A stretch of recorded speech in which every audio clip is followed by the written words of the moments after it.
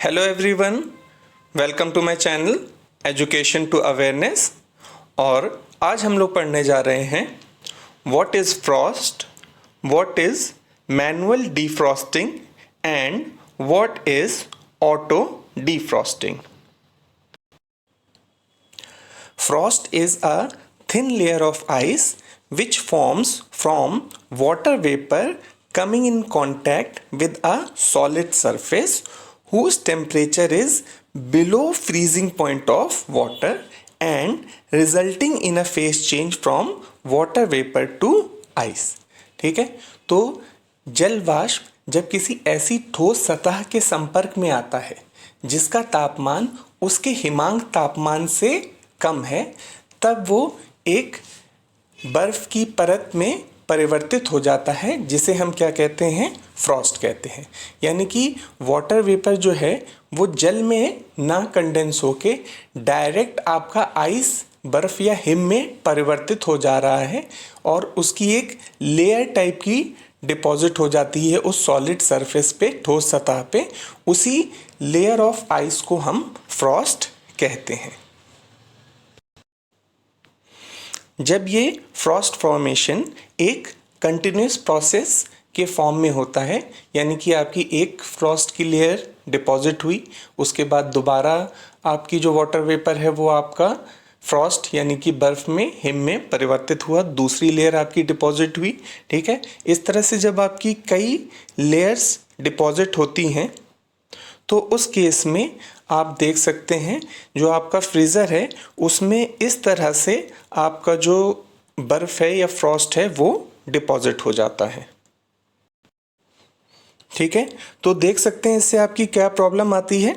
सबसे पहले तो आप देख सकते हैं जो आपका ओवरऑल स्पेस है, ठीक है, जिसमें आप आपका सामान क्या कर सकते, स्टोर कर सकते थे, वो ओवरऑल स्पेस आपका कम हो जाता है। ठीक है, अब आपके पास जितना स्पेस बचा है तो उसमें देख सकते हैं अब पहले क्या हो रहा था कि जो कूलिंग हो रही थी वो क्या हो रही थी, डायरेक्ट फ्रिज से आपके जो भी आपने उसमें सामान रखा हुआ है उसकी कूलिंग हो रही थी। लेकिन अब क्या होता है, क्योंकि ये पूरी लेयर ने इसको क्या कर लिया है, आपका सराउंड कर लिया है, तो अब क्या होगा कि जो सारी की सारी कूलिंग है वो इस लेयर में जाएगी और इस लेयर के थ्रू फिर आपका जो भी प्रोडक्ट रखा है उसकी कूलिंग आपकी होगी।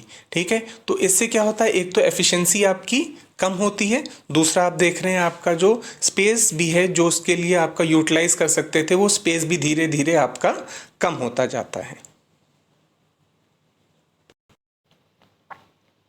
तो अब अगर हम बात करें कि डीफ्रॉस्टिंग, ठीक है, जिसे हिंदी में हम कहते हैं विहिमीकरण, तो डीफ्रॉस्टिंग या विहिमीकरण क्या होता है, तो defrosting is simply melting of the ice and removal of it in form of water. यानी कि ये जो फ्रॉस्ट आपका जमा हो रहा है हिम के फॉर्म में, इसको पिघला के पानी के फॉर्म में रिमूव कर लेने को हम कहते हैं डीफ्रॉस्टिंग या विहिमीकरण। ठीक है, तो अब अगर हम लोग बात कर रहे हैं स्वचालित विहिमीकरण यानी कि ऑटो डीफ्रॉस्टिंग। ठीक है, तो ऑटो डीफ्रॉस्टिंग और सेल्फ डीफ्रॉस्ट भी हम कहते हैं, या इसके लिए फ्रॉस्ट फ्री रेफ्रिजरेटर टर्म भी आपका यूज़ किया जाता है। ठीक है, तो auto defrosting is a technique which regularly defrost the evaporator in a refrigerator of freezer at fixed interval.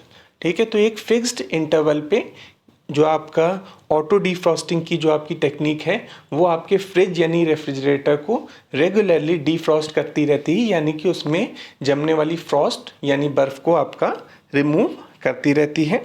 स्वचालित विहिमीकरण एक तकनीक है जो रेफ्रिजरेटर या फ्रीज़र के वाष्पित्र को एक निश्चित समय अंतराल के पश्चात विहिमीकृत करता है। ठीक है, तो ऑटोमेटिक यानी आपको अपनी तरफ से करने की ज़रूरत नहीं है, उसमें आपका एक टाइमर होता है, सेंसर होता है, थर्मोस्टेट होता है, जिसकी हेल्प से उसको वो क्या करता है, ऑटोमेटिकली एक फिक्स टाइम इंटरवल पे डीफ्रॉस्ट करता है। ठीक है, यही चीज़ आप देखेंगे मैनुअल डीफ्रॉस्टिंग में अलग होगी कि मैनुअल डीफ्रॉस्टिंग में आपको किसी नॉब या बटन के थ्रू सेल्फ उसको डीफ्रॉस्ट करना पड़ेगा, वो उसको ऑटोमेटिक नहीं करेगा। ठीक है, तो आपको उसको मैनुअली यानी कि अपनी तरफ से उसको डीफ्रॉस्ट यानी विहिमीकरण करना पड़ेगा।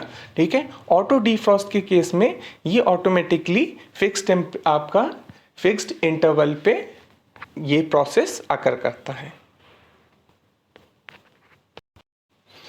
तो अब अगर हम लोग इसके प्रिंसिपल या वर्किंग की बात करते हैं तो in a refrigerator the defrost system is used to heat the cooling element and melt the ice deposited on it. ठीक है, तो जो कूलिंग एलिमेंट जिस पे आइस जम गई है उसे हमें क्या करना है, हीट करना है, गर्म करना है। ठीक है, और उस आइस को रिमूव करना है। The water formed in the process is drained by a pipe situated at the back of evaporator. तो वाटर के फॉर्म में कन्वर्ट हो गया है तो एक पाइप के थ्रू उसको हम लोग क्या कर लेते हैं, ड्रेन कर लेते हैं। Defrosting is controlled by an electronic timer. तो हमने बात करती है जैसे, तो क्योंकि ये अपने आप होना है तो इसके लिए इसमें एक आपका इलेक्ट्रॉनिक टाइमर विद सेंसर आपका फिट होता है। When the temperature of the evaporator is less than the desired value a thermostat opens the heater circuit. ठीक है, तो जैसे ही आपका डिजायर्ड वैल्यू से आपका टेम्परेचर क्या होता है, कम होता है, तो एक थर्मोस्टेट लगा होता है।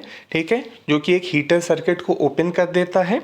The defrost timer runs the compressor and heater alternatively. ठीक है, तो अब डिफ्रॉस्ट टाइमर का देखिए सबसे बड़ा फंक्शन ये होता है कि जो आपका रेफ्रिजरेटर का सबसे मेन पार्ट है कंप्रेसर। ठीक है, और डिफ्रॉस्टिंग के लिए हम यहाँ पे क्या यूज़ कर रहे हैं, हीटर।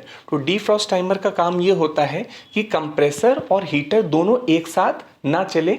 ठीक है, ये आपका ऑल्टरनेटिवली एक एक करके रन करता है। जब कंप्रेसर रन कर रहा होगा तो जो आपका हीटर है वो आपका ऑफ होगा, जब हीटर रन कर रहा होगा तो जो आपका कंप्रेसर होगा वो ऑफ होगा। ठीक है, तो defroster has to melt the ice in the freezer without heating is content. तो उसका काम यही होता है कि जो अंदर का कंटेंट है वो ना हीट हो, जो हीट हो वो सिर्फ आइस तक पहुंचे, वो आइस आपकी मेल्ट करके वाटर के फॉर्म में आपकी रिमूव हो जाए।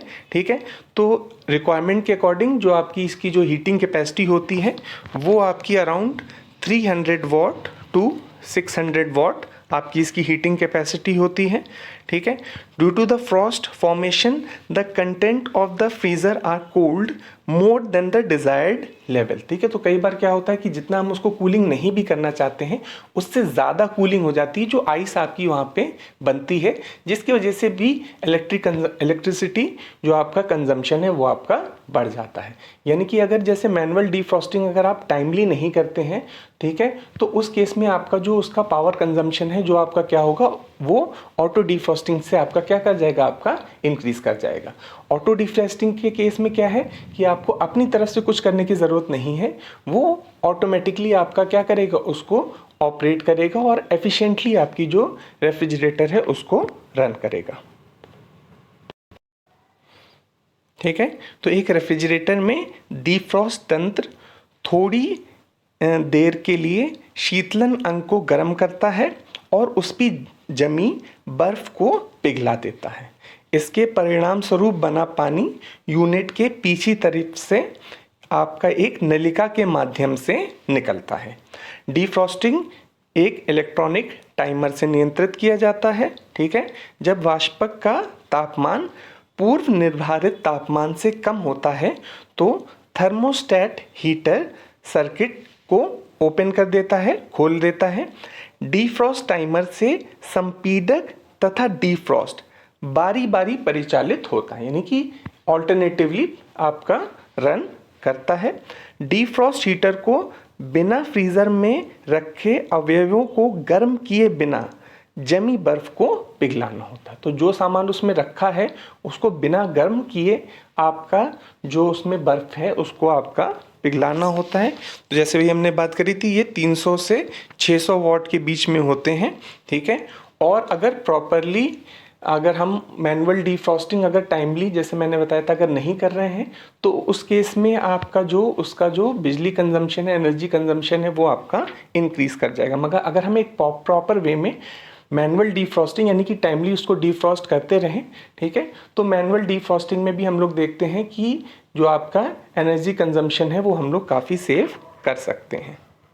ठीक है, तो चलिए यहाँ पे सर्किट डायग्राम से हम लोग देख लेते हैं कि किस तरह से आपका ऑल्टरनेटिवली आपका जो कंप्रेसर है और आपका जो डिफ्रॉस्ट आपका हीटर है वो आपका रन करता है। तो तो देखिए क्या होता है, during the cooling mode the defrost timer closes a contact to the compressor circuit so it will run. The circuit to the defrost heater is open.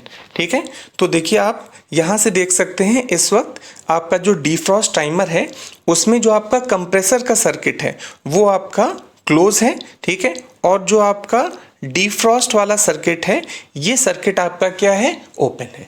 तो यानी कि जब कूलिंग होगी तब आपका डिफ्रॉस्ट हीटर, यानी कि देख सकते हैं यहाँ से हमारी पावर सप्लाई है, उसका सर्किट यानी कि आपका कंप्लीट नहीं होगा, ठीक है। तो जिसकी वजह से डिफ्रॉस्ट हीटर नहीं रन करेगा। तो यानी कि जब आपका कूलिंग मोड है तब आपका जो कंप्रेसर है और आपका जो फैन है वो आपका क्या करेगा, आपका रन करेगा, ठीक है।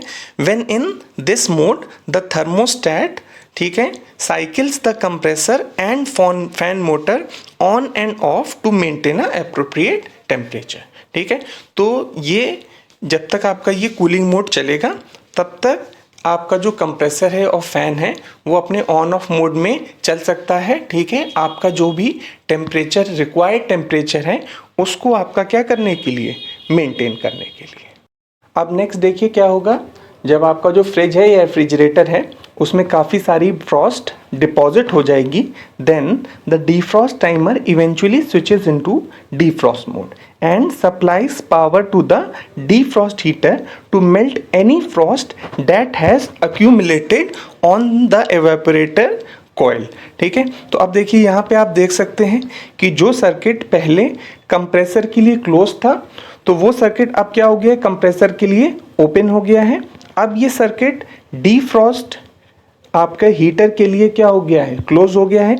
यानी कि अब आपका जो ये कंप्रेसर और फैन है ये आपका रन नहीं करेगा, ठीक है। आपका डिफ्रॉस्ट हीटर रन करेगा और जो भी उसमें आपका आइस फ्रॉस्ट डिपॉजिट हो गया है उसको आपको क्या कर देगा, मेल्ट कर देगा, ठीक है। The cold controlled contact remains closed, ठीक है, but since defrost timer is no longer feeding power to the circuit, ठीक है। तो जो आपका कोल्ड कंट्रोल कॉन्टैक्ट होता है वो आपका क्लोज रहता है, ठीक है। लेकिन आप यहाँ से ये देख सकते हैं कि आपका ये कोल्ड कंट्रोल आपका कॉन्टैक्ट है ये आपका क्या है, क्लोज है, ठीक है। कोल्ड कंट्रोल कॉन्टैक्ट क्लोज है, मगर क्योंकि यहाँ से आपका जो कॉन्टैक्ट है वो आपका ओपन है इस वजह से आपका इसमें अब कोई कूलिंग नहीं होगी, ठीक है।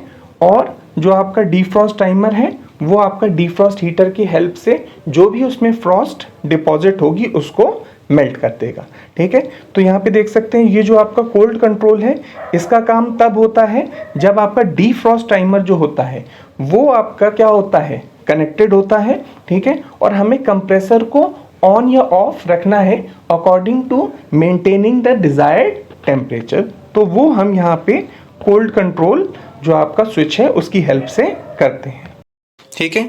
तो देखिए अब अगर हम बात करें manual defrost versus automatic defrost, तो इस केस में आप देख सकते हैं कि मैनुअल डिफ्रॉस्ट के केस में इस तरह से आपकी जो बर्फ़ है, हिम है, आपकी इसमें डिपॉजिट हो जाएगी और आपका जो ऑटो डिफ्रॉस्ट है वो आपका जो फ्रिज है वो इस तरह से आपका क्लीन रखेगा, ठीक है। तो जनरली क्या होता था, क्योंकि मैनुअल डिफ्रॉस्ट आपके चीपर होते थे तो इसलिए वो आपके प्रेफर किए जाते थे, लेकिन अब with advancement in technology automatic defrost refrigerator भी आपके काफ़ी चीप हो गए हैं, काफ़ी एनर्जी एफिशिएंट हो गए हैं। तो इसलिए अब मोस्टली आपके ऑटोमेटिक डिफ्रॉस्ट रेफ्रिजरेटर ही प्रेफर किए जाते हैं। तो ये था आज का वीडियो। अगर आपको आज का वीडियो पसंद आया हो तो वीडियो को लाइक करें। अगर आपने अभी तक चैनल को सब्सक्राइब ना किया हो तो चैनल को सब्सक्राइब करना ना भूलें।